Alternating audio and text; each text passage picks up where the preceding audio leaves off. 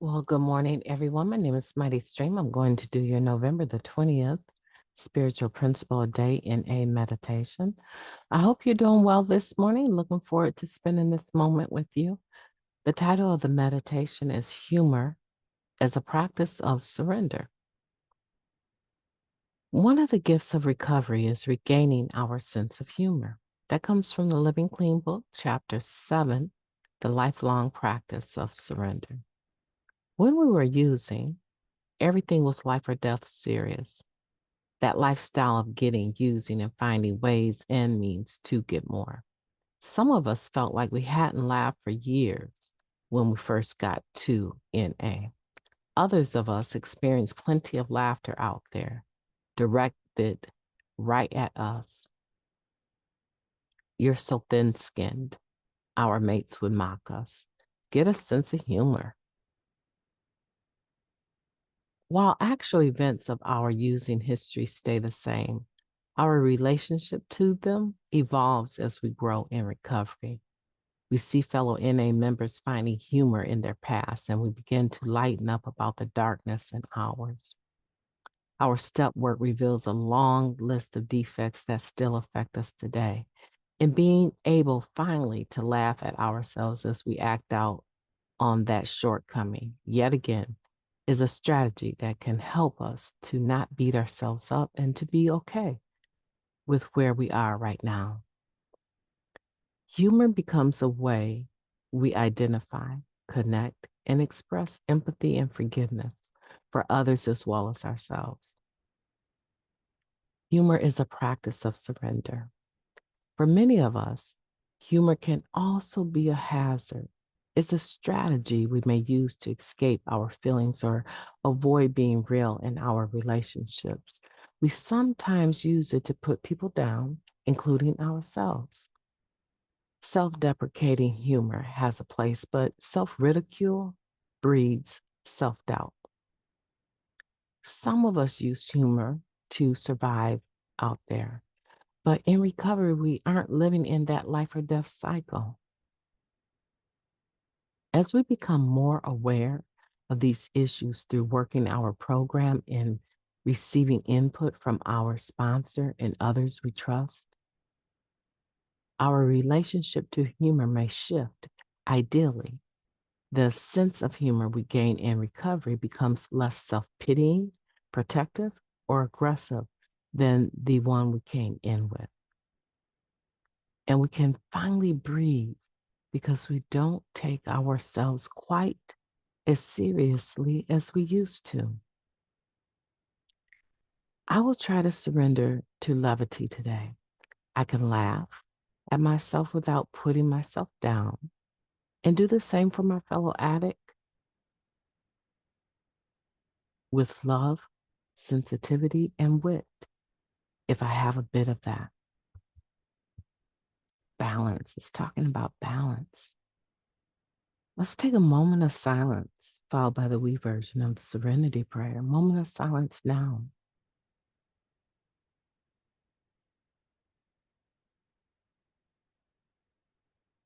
Thank you. God, grant us the serenity to accept the things that we cannot change, the courage to change the things that we can, and the wisdom to know the difference just for today. Please and thank you. What a powerful meditation, talking about humor as a practice of surrender. This topic is important because I think sometimes what happens, or what happened to me, is that I was so used to being a comedian, right? And a lot of the things that I was joking about or making fun about were very self-deprecating at the very least. And I did it oftentimes to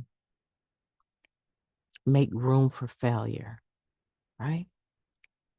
Self-ridicule breeds self-doubt, right? So I was making room for my weaknesses, making room for the things that I knew that I couldn't shine in. And I remember someone, I don't remember who exactly, it's been a number of people, but I remember the first time that it ever happened, as far as someone saying to me, "And what's funny about that? Why do you keep putting yourself down?" And I was like, oh my goodness. They're telling the truth, but I was more like, oh my goodness, I've been found out. Now they know I really don't care for myself. Now they know that I have all this self-doubt. And I was ashamed or embarrassed. I want to say more embarrassed that the individual had the awareness to see through my laughter, see through my sense of humor. Today, I appreciate this meditation because it says that it changes. The things that we laugh at, the way that we look at our weaknesses, it changes over a period of time. It says ideally, the sense of humor we gain in recovery becomes less self-pitying, protective, or aggressive than the one we came in with. And I can say that today. No, I'm not saying that I don't have a quirky sense of humor and that sometimes it's twisted. I'm not saying that.